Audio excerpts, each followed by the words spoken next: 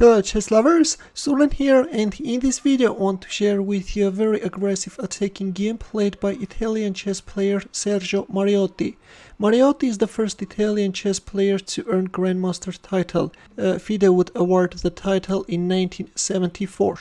In this game Mariotti's opponent is Serbian chess Grandmaster Svetozar Gligoric, and the game was played in 1969 in Portugal at Praia de Rocha Zonal tournament.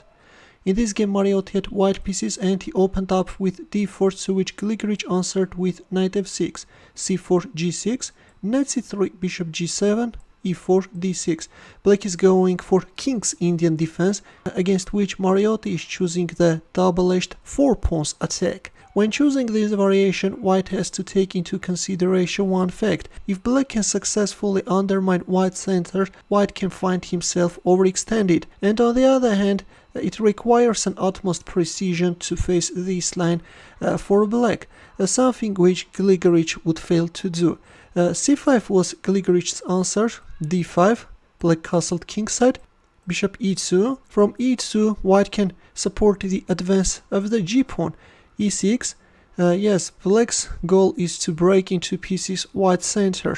But there comes g4, and gradually white's attack becomes very scary, knight c6, and there comes another pawn, h4. Instead of thinking about developing his pieces and putting the king on a safe square, white is throwing all his anger at black's kingside.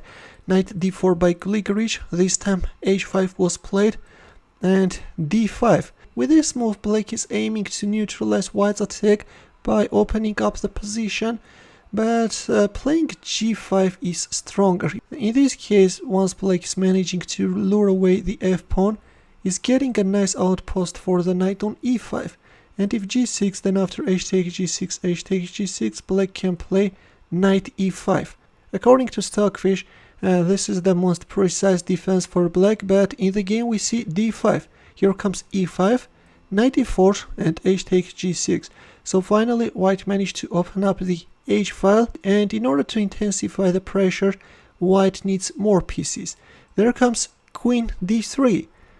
With this maneuver, white wants to harass black king further. An alternative is bishop d3, attacking the knight, but queen d3 is also a strong continuation.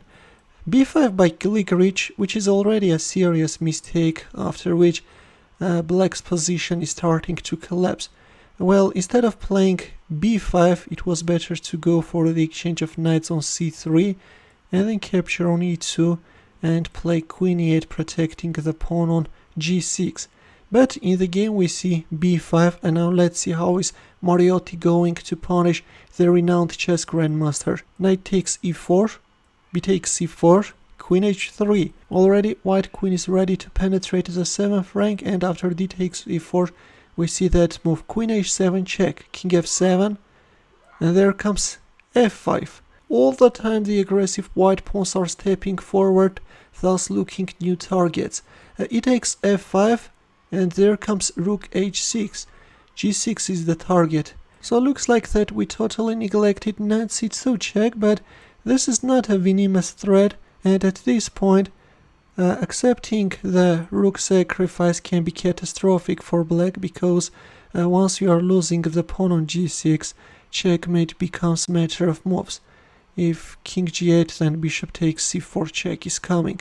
That's why too king f1, black answered with f takes g4, and king g2, white is moving away the king from this f file, not allowing any unpleasant discover checks, although I have to tell you that queen takes g6 is also playable. And now black has to be very careful, again accepting the rook sacrifice is losing on the spot, because after queen takes g6, king g8, there is this bishop takes c4 move, and yes, if you move away your king, then this time you will lose the bishop, and again this is going to end up very quickly. There is this bishop g5 check.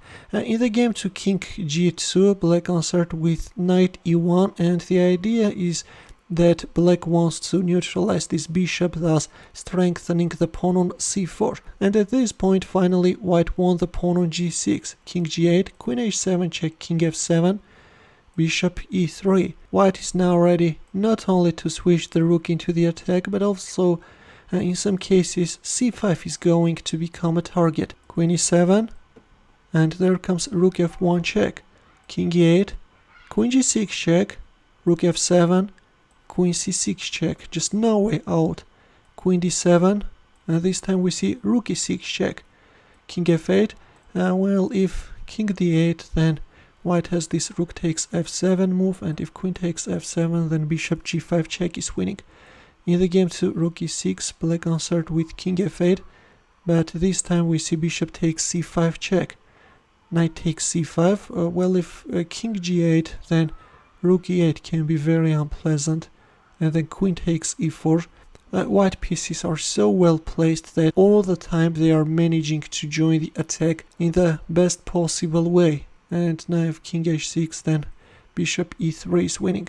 Let's go back. In the game 2, bishop takes c5, black answered with knight takes c5 and queen takes c5 check, king g8, rook d6, attacking the queen on d7, queen b7, and rook takes f7, king takes f7, and finally the light squared bishop also joined the attack, king e8, bishop d5, queen e7, queen c6 check, king f8, queen takes a8, queen h4 a desperate check, and finally after king g2, Svetozar Gligoric capitulated. White is simply a rook up, and the bishop on c8 will also drop, and checkmate is just a matter of moves. Stockfish shows mate in 9, that's why finally at this point Gligoric capitulated. Well, that was a very fierce attack by Mariotti, which I hope that you enjoyed greatly. This is how one should play against a renowned chess grandmaster. In the end, the chess puzzle for you, where the task is to find the winning line for white. It's white to move, and as usual, we'll wait for your answer in the comment section. Feel free to check out my early uploads as well. We'll see you in my next video. Take care.